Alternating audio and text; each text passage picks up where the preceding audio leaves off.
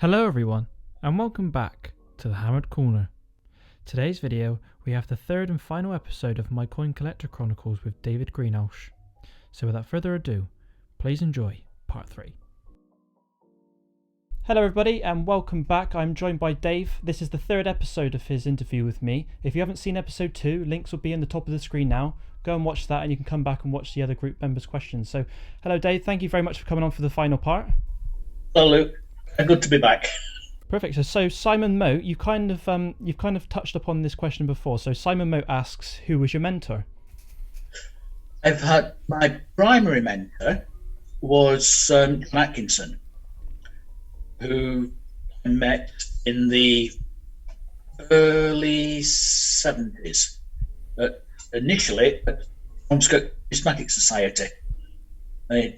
I found out he was working at the museum in Blackburn, where I just got a job working at the brewery in Blackburn. So we were able to go along and see him. But certainly John Atkinson was a prime mover in getting me up the standard I hope to achieve.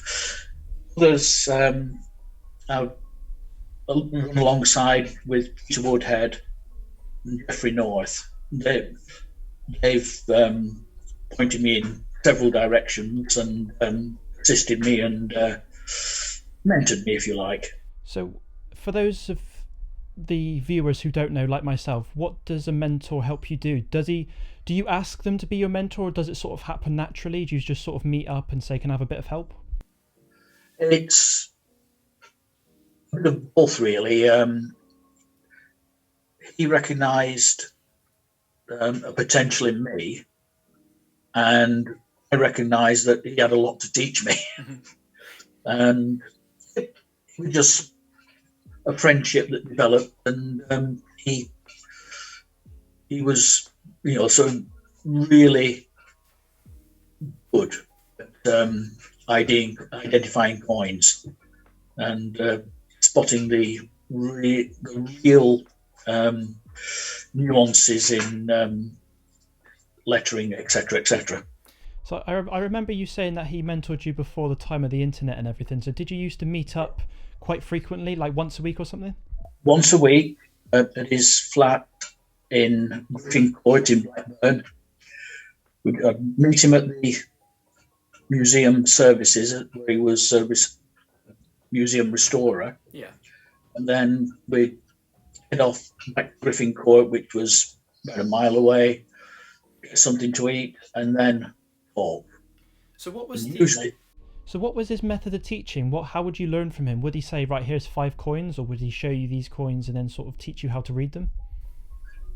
He was showing me how eyes were used, they would wear, the punches used to make the dies, how it's possible to link it into a sequence by looking at the wear on the punches. So if a letter upright gets a crack in it, you can see that crack develop and develop. It eventually breaks up. This we find in Edward I on a number of occasions. And it's more a case of, one of his comments was, people look at coins, but they don't see them. You've got to look at them. All the information is there on the coin.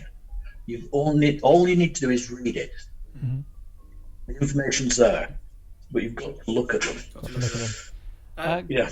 Gullamus Thompson asks, within looking at the studies of sterling coinages, have you made any changes towards the coinage and any discoveries? If so, what could this cause towards the future of the Numismatic Society? So I'm guessing you laugh because I reckon you've done quite a lot.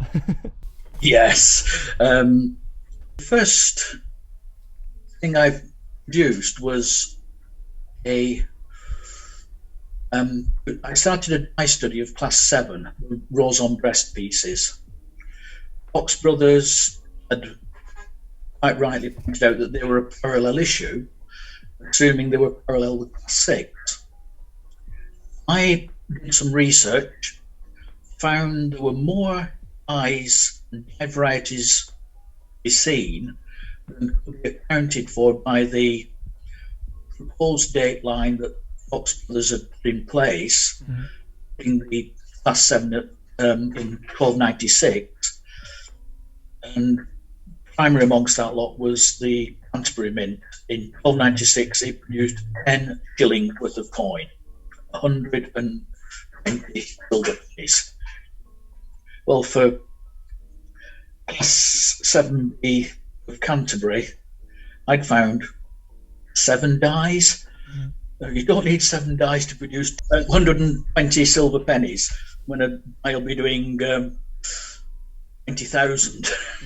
So it was great. There was something seriously wrong there. They didn't need that many dies. So obviously the date line was wrong.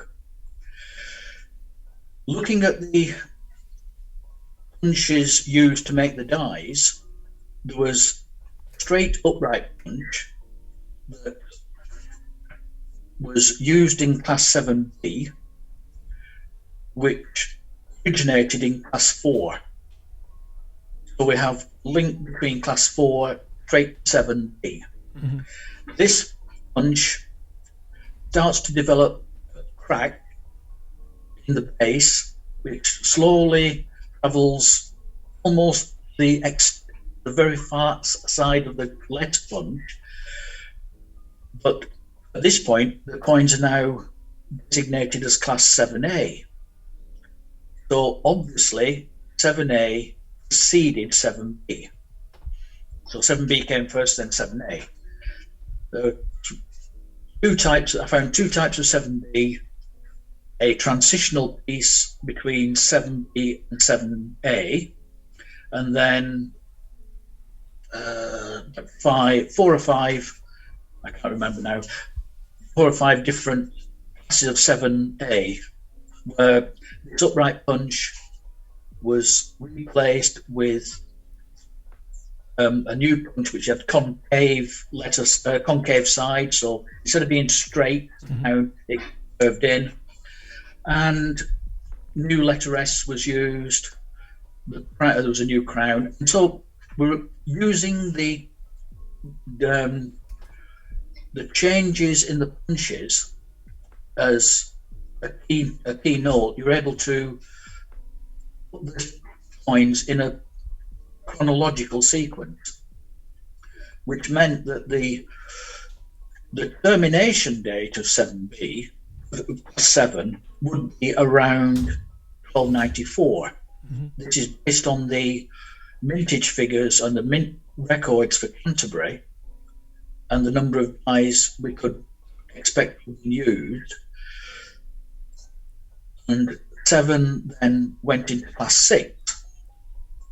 And Class 6 at the time was only known from London, St Edmunds and Durham, no Canterbury. Later, one Canterbury coin did turn up, which is in, if memory serves, Miss Martin's collection at the moment. Now, that one coin would be perfect for the 120 coins that were struck at the time. And in fact, Dennis has we've done a bit of research onto it. The die that the Canterbury coin was struck from was originally a London die that was sent with a Canterbury reverse down to Canterbury. After the 10 shillings worth of coin was struck, the die was sent back to London, tidied up, and then reused at London. So we've got this transition of a die going from London to Canterbury, then back and reused, and that has what it has meant is that the progression of Edward 1 pennies from 4E runs directly into Class 7B. 7B goes into 7A, and 7A then links straight into 6. 6 then goes on to 8. That's the chronological sequence. But there is a parallel issue somewhere in there, because where on earth does Class 5 fit in? It's this really barbarous issue, probably from a separate die cutting centre in London. The number of dies made, they had several groups of people cutting dies, and so the 5s are parallel with 7 at some point. And then 5 also goes on to 6. That's linked with muling. 6 and 7 are linked by mules. 5 and 6 are linked by mules. There's no 5-7 mules, but there are 7-4 mules. So when you mentioned about research and things, was that from studies of other people, or was that just studying all the coins that you could find and doing a bit of research of yourself? Yes and yes. Studying all the coins I could find, reading as much as I could get available, especially the Fox Brothers mint records, which they put down in the articles on Edward I and II in the BNJ. There was 2 primary sources of identification for Edward I. One was the Fox Brothers, and the other was Burns, who was operating the coinage of Scotland, writing the coinage of Scotland, who came up with a parallel identification of Edward I. It follows Fox Brothers line fairly closely, but there are minor differences. Mm-hmm. Fox Brothers was published in the BNJ, and so became available to all the serious collectors at the time. Burns's book was private publication, so it sort of got sidelined, and the Fox Brothers classification was taken up. But what they worked on was the smaller mints of Exeter and Bristol, Lincoln, when they opened and when they closed, and when the coins appeared in that series. So we were able to put them in a chronological sequence into a specific date area. For the identification of the series, Edward 1, 2, and 3 pennies were completely unintelligible, but they were all not unintelligible, identifiable. They were just classed as Edward 1, 2, and 1 to 3. Mm-hmm. There was no distinction between pre-treaty, florin coinage, Edward 1, Edward 2. It was all just lumped together.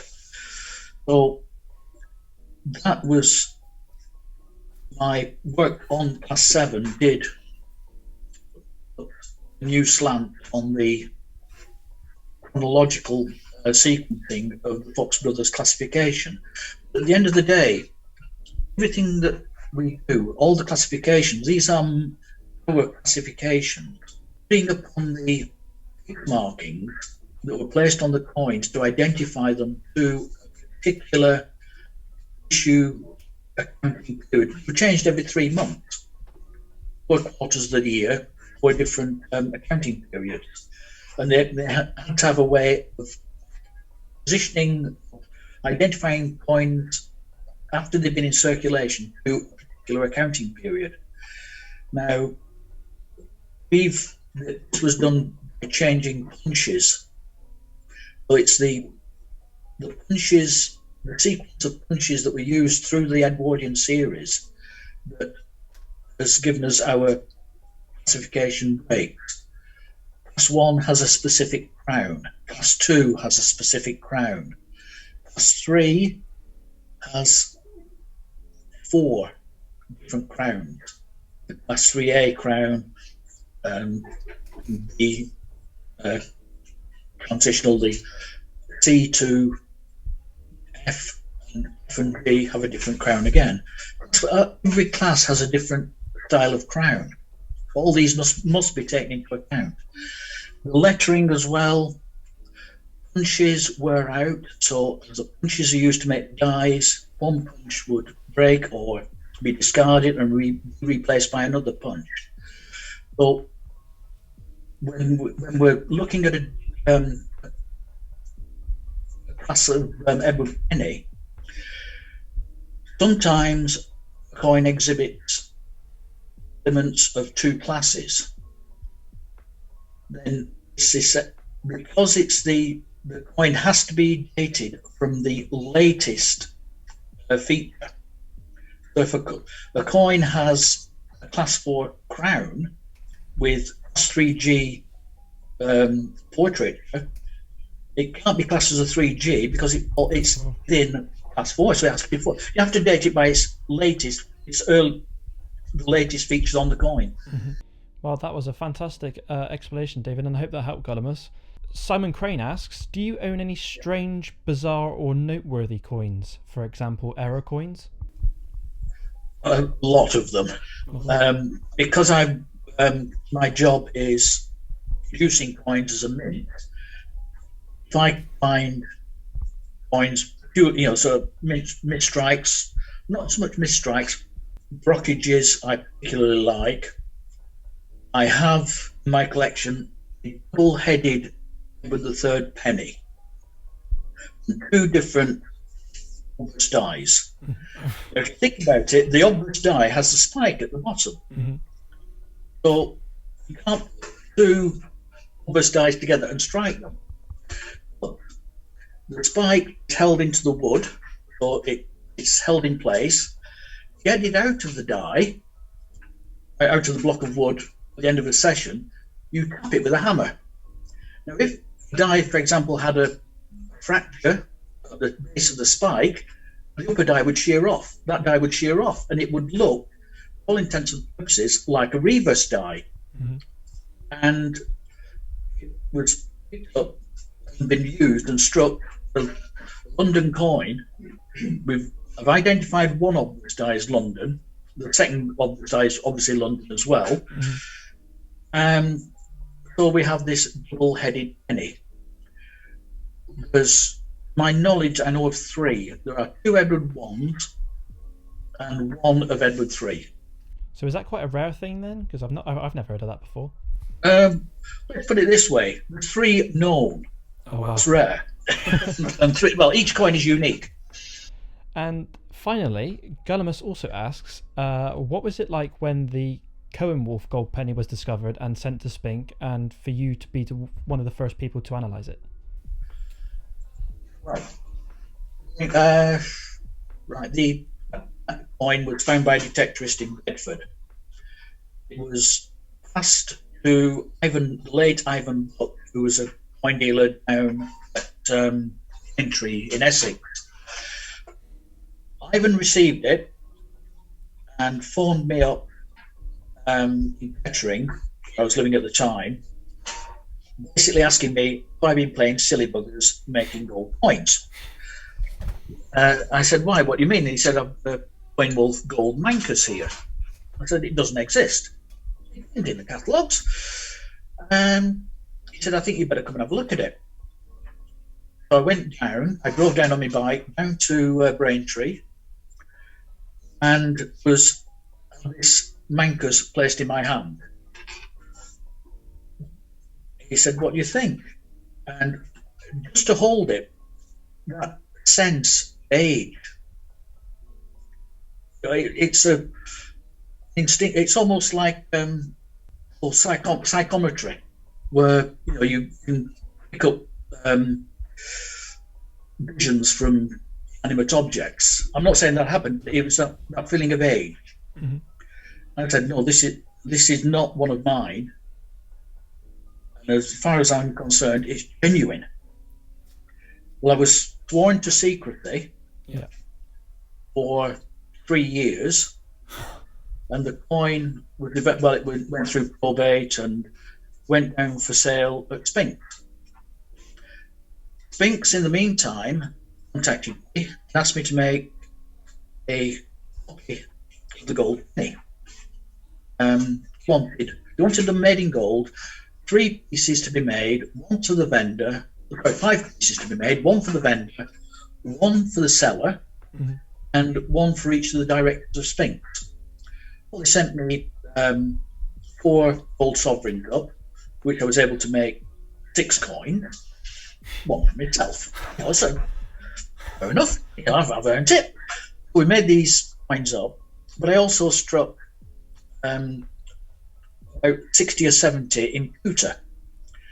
So when the auction, I attended the auction because there was some coins in there from a hoard in France of Henry I, and there was a nice Henry I Lincoln I was after. I got. So I took these coins with me. A coin was placed on receipt so that everyone who attended the auction had at least a reasonable facsimile of the coin. On the coin, the gold penny was the last lot in the morning session, and was fortunate to be travelling in the lift up from the auction room to ground level with a young lass working at Sphinx, carrying the gold coin, the gold mancus in the gold Sphinx. Now, this silly beggar had a copy of the gold coin in gold in his pocket, which I flipped out of my pocket onto the floor and said, "Hey lass, you've dropped something." And he had it, and then proceeded to question my parentage, my lineage, when she realised it could come out the box. But anyway, the coin was bought by Alan Davidson, American coin dealer, York Coins, and I think he paid 220,000 hammer price, which put it at effectively $250,000 with so buyer's premium, etc., etc. And then later on, the coin was resold to the British Museum. There it resides. So, what year was it sold originally, and then what? And do you know what? It's only been sold once. I'm trying to think. I may have moved up to Lincoln. I'd have to. You're asking me a question I haven't got my notes to answer with. Roughly? Probably 1999 or thereabouts. So did the British Museum buy it from him, or is it on loan or something? No, they bought it from him for £330,000. Okay, and is it still the only gold penny of Coenwulf to exist? Yes, all the gold mancuses we have that are known appear to come of the single known coin. There's two distinct ones for one of which is a portrait type, and another coin which is a copy of a gold dinar, an Arabic dinar, but it reads offer rec on it. And you've got the gold mancus of Coenwulf. There are mancuses of certainly of Edward the Confessor, expanding cross type, and Ethelred II helmet type piece. But the number of gold mancuses are minute, very real, so rare. It's quite probable that these coins were made to pay Rome. At that time, every person in the country was taxed a penny a year to be paid to Rome, called just pence. Mm-hmm. Now, there's about 1 million people. Now, 1 million silver pennies would be, quite a considerable bulk of silver. If you were to convert them into gold, you can reduce the amount by a factor of 30. A gold penny was equivalent of 30 silver pennies. Exchange rate of 12 to 1 of gold, silver, 1 ounce of gold would equal to 12 ounces of silver. Mm-hmm. But the gold is 2.5 times as dense as silver. So a gold penny weighs 2.5 times the weight of a silver penny. So 2.5 times 12, 30. So instead of sending, say, 30 chests of silver to Rome a year, you could send 1 chest gold, which would be easier to transport. Well, that's perfect. Well, thank you very much, David, for coming back on and for sharing your knowledge with everybody. I hope to have you back on in the future, and I know you're away now from now until June to September, so where can everybody find you? The Castle. In the West Ward, follow the sound of the hammer. Anyone wants to come along, can't guarantee you free entry because it's obviously the castle charges for an entrance fee. But if you want to bring coins, hammered coins for identification, I'll be more than happy to identify them for you free of charge and come along and have a play at making a coin. It is an education in itself when you get to make your own coins. There's so much to be learned by using the dies. Well, I'll be up for sure. Thank you, David. I will have a pint with you that night. Even better. Yes. Cheers all. So there we have it. Big thanks to David for coming on the channel and for sharing his knowledge and wisdom with us all. For any coin tickets, accessories or behind the scenes videos, links to my Facebook page are below. And make sure you're subscribed so you never miss a video here on the Hammered Corner. Thank you all for watching, and as always, keep collecting.